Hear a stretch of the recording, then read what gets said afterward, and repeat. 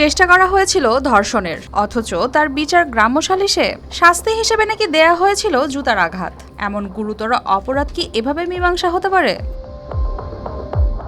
পাবনার সাঁথিয়া উপজেলার গৌরীগ্রাম ইউনিয়নের হারিয়াকাহন গ্রামে ঘটেছে এ ঘটনা। ভুক্তভোগীর পরিবারের অভিযোগ, গেল ৬ জুলাই দুপুরে প্রতিবেশী মোহাম্মদ আলী খাঁ বাক প্রতিবন্ধী তরুণীর বাড়িতে এসে সুযোগ বুঝে তাকে ধর্ষণের চেষ্টা করেন।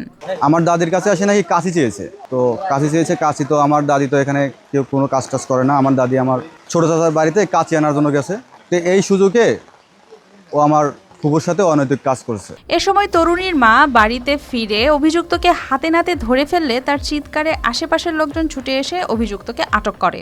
তা হইল না, গাড়ি পাটি হইল না, গাড়ি পাটি বসেই লইল। আমি পাগল হয়ে গেছিলাম, পাগলে যায় হালি বেটাকে পাগল।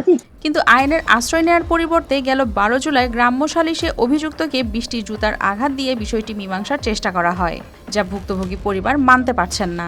১ নম্বর চেয়ারম্যান মেম্বার আসিল, আরশাদ মেম্বার, মানে মেলা গণ্য আসিল, মেলা মানুষ আসিল। খালি তো মন মতো হইল না, মানে হইল না। কয়টা জুতোর বাড়ি মারি ২০টি জুতোর বাড়ি দিল, বেশি হলো ২০টি।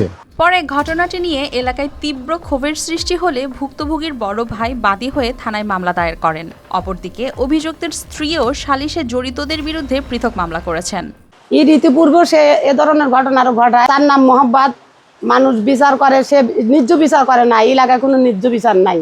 আজ আমার মা দিহ, আমার বোন দেহ হবে, আর একজনের মেয়ে দেহ হবে, এই বিচার কিন্তু আপনারা ন্যায্য করবেন। পুলিশ জানিয়েছে এ ঘটনায় মামলা গ্রহণ করা হয়েছে এবং দ্রুত অভিযুক্তকে আইনের আওতায় আনার প্রক্রিয়া চলছে। আমরা তাৎক্ষণিক সেই বিষয়ে ধর্ষণের চেষ্টা সংক্রান্ত একটা নিয়মিত মামলা রুজু করেছি।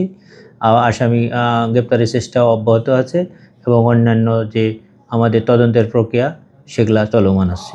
সচেতন মহলের দাবি, ধর্ষণের চেষ্টার মতো গুরুতর অপরাধকে ধামাচাপা দেওয়ার সঙ্গে জড়িতদের বিরুদ্ধেও দৃষ্টান্তমূলক আইনগত ব্যবস্থা নিশ্চিত করা হোক। News desk, RTV।